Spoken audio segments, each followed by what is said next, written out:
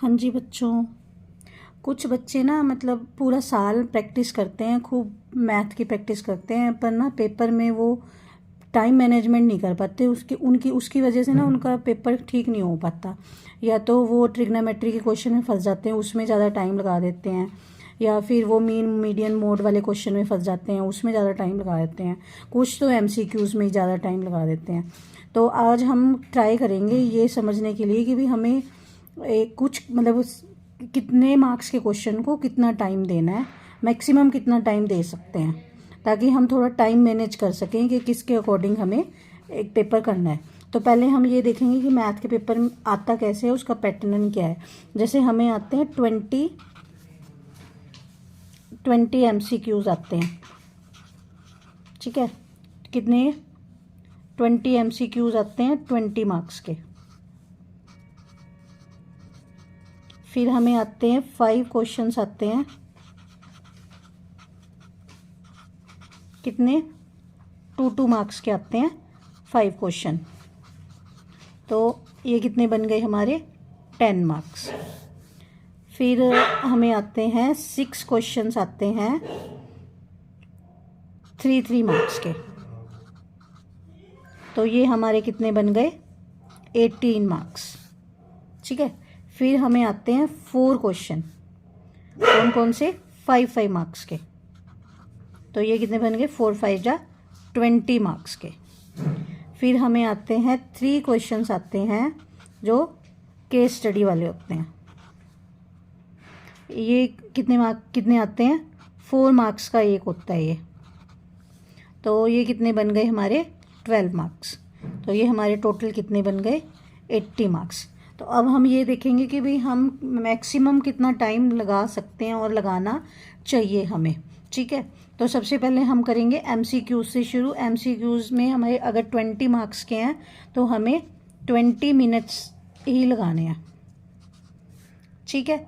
फिर इसके बाद हमारे पास है 5 क्वेश्चन जो 2 मार्क्स के हैं। इसमें हम लगाएंगे 30 मिनट्स, यानी कि हाफ एन आवर आप आराम से इसको दे सकते हो, पर इससे ज़्यादा नहीं। फिर हमारे पास आएंगे 6 मार्क्स के 3 क्वेश्चंस। तो ये है हमारे 18 मार्क्स के। इसके लिए भी हमने कितना निकाला है 30 मिनट्स, ठीक है। फिर हमारे पास आएंगे 4 क्वेश्चन है जो 5 मार्क्स के हैं। बड़े वाले क्वेश्चन होते हैं, इनमें वो मीन मीडियन मोड वाला क्वेश्चन भी आता है, इसमें ट्रिग्नोमेट्री का आता है, सरफेस एरिया एंड वॉल्यूम का आता है। तो इसमें हम लगाएंगे 45 मिनट्स, ठीक है। और ये है हमारा केस स्टडी का क्वेश्चन। ये भी टाइम लेता है क्योंकि इसमें पूरा पढ़ना पड़ता है, समझना पड़ता है, पर एक बार समझ जाए तो इजीली हो जाता है। तो इसमें भी हम कितने लगाएंगे 45 मिनट्स।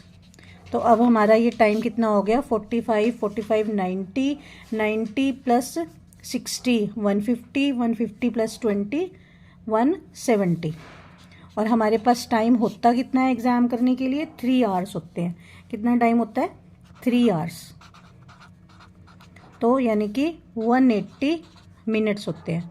तो हमने क्या डिवाइड किया 170 मिनट में ये क्वेश्चन अपना मतलब हमने ये डिसाइड किया है कि भी ऐसे ऐसे करना है। बट हमारे पास अभी 10 मिनट जो है वो बच्चे हैं, उसमें से कुछ 2 मिनट्स हम जैसे एग्ज़ाम को पढ़ने के लिए, पेपर को पढ़ने के लिए लगा सकते हैं।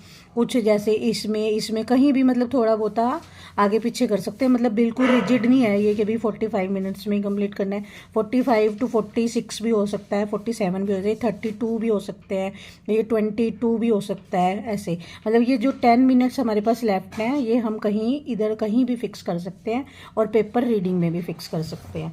तो आई होप अगर आप इस अकॉर्डिंग करोगे, मतलब ज़्यादा टाइम वेस्ट नहीं करोगे उस पर अपना, मतलब इस मोड वाले में फंस गए, ट्रिग्नोमेट्री में फंस गए और करते रहे मल्टीप्लाई प्लस डिवाइड करते रहे, अपनी गलती ढूंढते रहे, तो उससे क्या होता है कि जो आता होता है वो भी छूट जाता है।